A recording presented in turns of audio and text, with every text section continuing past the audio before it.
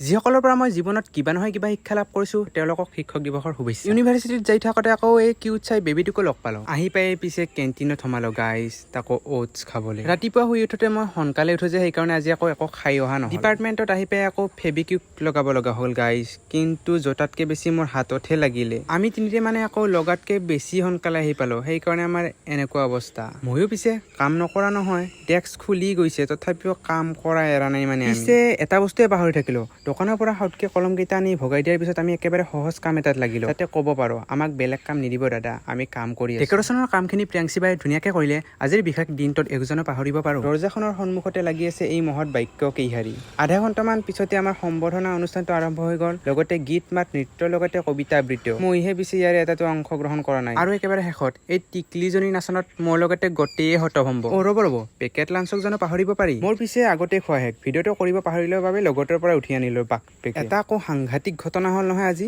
বাছত যাওঁতে এজনী স্কুলৰ ছোৱালীয়ে মোক ভাইটি বুলি মাতিছে, ইয়াতকে বেদনা লাগেনেও জানমনি।